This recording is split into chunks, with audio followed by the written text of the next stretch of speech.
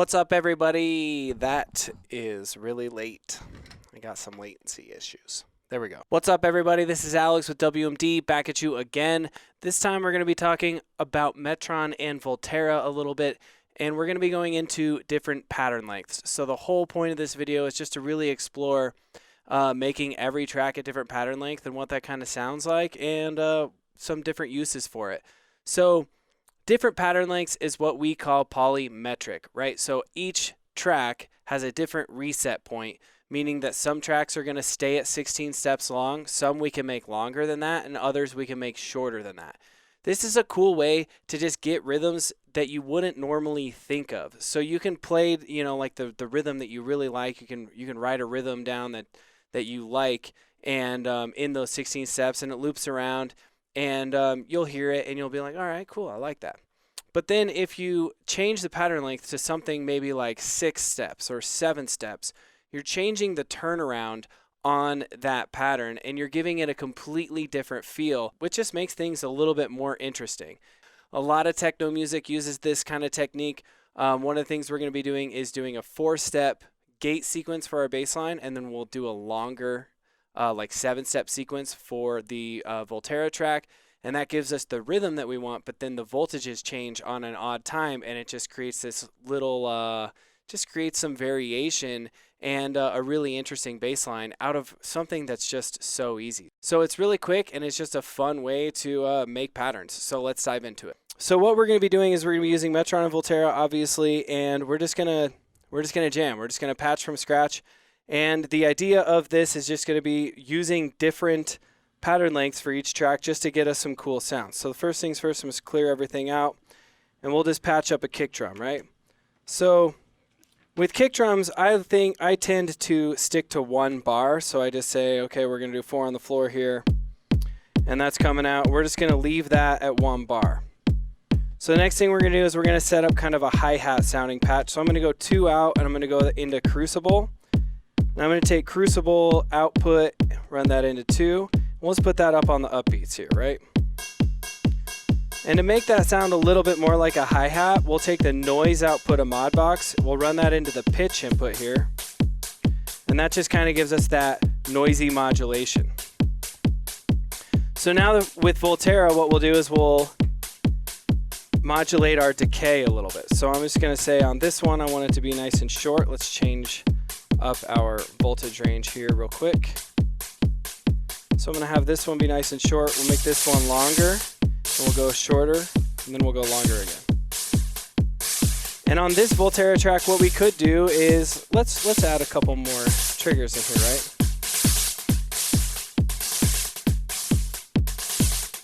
So now this Voltera track's just repeating the way it goes. So I'm going to make this Voltera track an odd pattern length.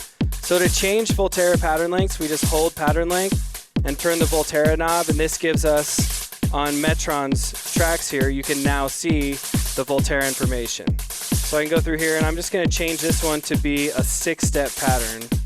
Let's go 11-step pattern. So now that's a little bit less predictable. But I still want it to be, I still want to choke it on the end of every 8th note, or the end of every upbeat. So let's just do that. I'm going to go into 3, add some 100% gates, and just make sure that we choke right there. Sounds pretty cool. Now one thing I like to do is take my fracture,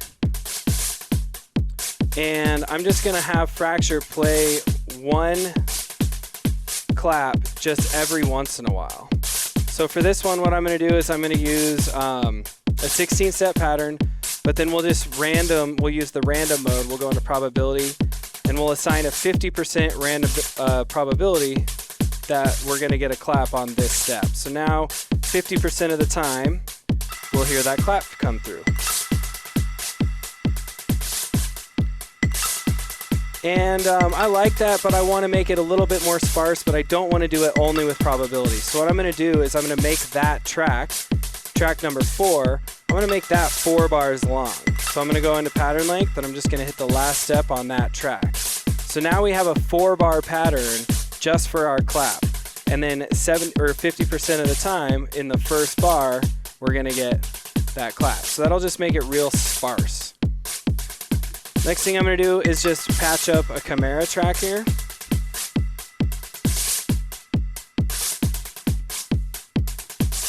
And I'm just going to do 16th notes on that guy. And that's just a 1-bar pattern. So that when we turn up the channel, you'll hear that come through. And now let's add some random accents to this guy. So channel 6, my accent track. So I'm just going to hit random on that track and just get some random accents there. And we'll go into this shaker mode so we can hear those accents a little bit better. Let's hear that by itself. Right here. So there we go, there's some random accents. And what I'm going to do now is just shorten this pattern length, and we'll make this one a 7-step pattern. So that's the accent track. So now we're getting a 7-step loop for the accents. So now when we hear that with the kick.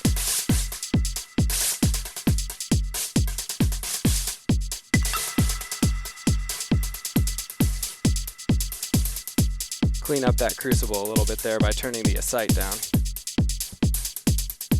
All right, sweet. So now let's make a bassline voice. So what we're going to do for this one is we're just going to take channel number 9 and we're going to plug that into the gate input on the ADSR VCA. I need a longer cable for that. And then we're going to run the square wave of the spectrum. Let's run it through the aperture first here. Take this stuff out. And then we'll go out of the aperture into the ADSR VCA. And we'll take that into number 5 here. So now I just need to hit some gates here. And that's channel number 9. So with this one, I'm going to make this a 4-step sequence. So I'm just literally there we go. Just a 4-step sequence, really quick, really easy. Just take the envelope output of the ADSR VCA, get a little bit of modulation on the aperture here. Sounds pretty dope. All right, now we're going to take the Voltera output and we're going to run that into the volt per octave on the spectrum here. And we're going to change the pattern length of that one to also be 4 steps. So I'm just going to hold pattern length, turn the knob here, and just say number 1's 4 steps long. And then I'll program in a sequence here. All right, there we go.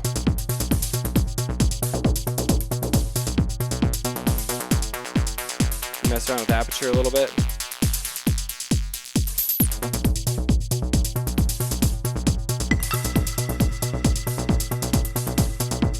All right, so now let's do a little bit more modulation. So fracture, I just want it to be a random pitch, right? So I'm just gonna take an LFO out of Modbox and I'm gonna run that into the pitch input on fracture. This is a slow, unsynced LFO, which just means that every time fractures hit, it'll be a different pitch. So I can just hit it with the button here and you gotta hear what I mean.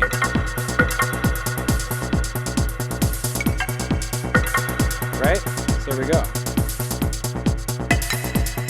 I've got the reverb almost all the way up on that, so that's how we're just getting that reverb as well.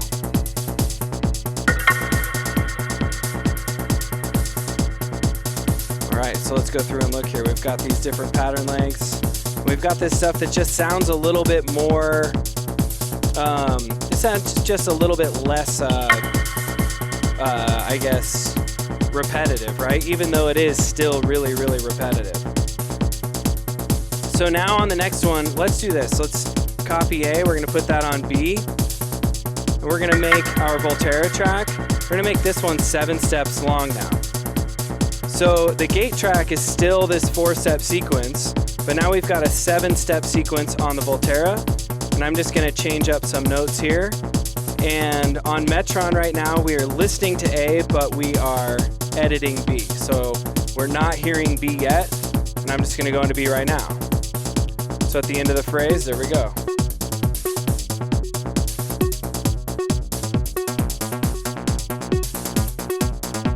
Oh man, that sounds pretty dope. Then we can go back into A.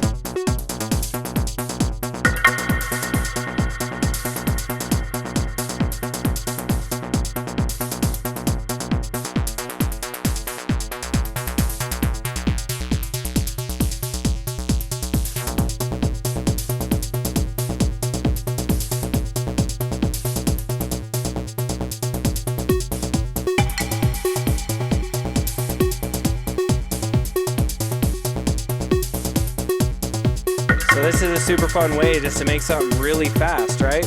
We've got all this stuff going on and nothing sounds super repetitive on the 4. It's still repetitive, but it's just repetitive in a different way, and this kind of gives us that little bit of variation that we need to keep things interesting.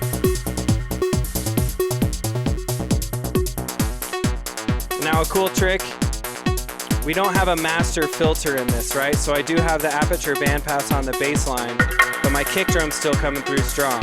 So let's say we want to make the kick drum a little bit less impactful without just taking it out. We're just going to use the decay on Crater and just pull it back. Now everything sounds a little bit high-passed because all we're hearing is the high-pass bass line, the bandpass bass line, the click of the Crater, and then the cymbals. We can bring everything back just by turning some knobs. So here we go.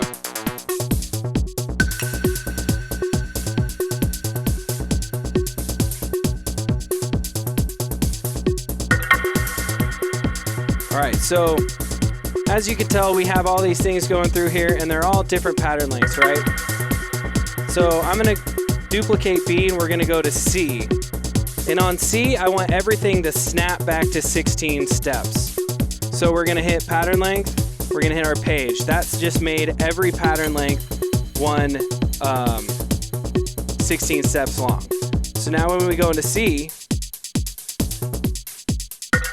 not everything has information all the way out to 16 steps, but we are there. We can go through here and we can see that all of our playheads did get reset, which is really nice. So now we're in sync with each other. Everything's good. We've got that 50% clap coming out a ton. But this is just a nice little B section, right? And we can just go back into here after 16 and boom, we're back in.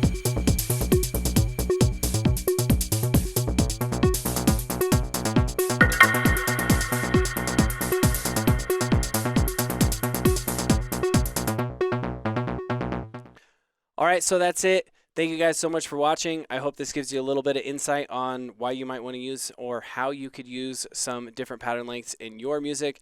As always, like and subscribe. If you have any techniques or any modules you want to see me demo, throw those in the comments. And yeah, we'll see you guys next time. Peace.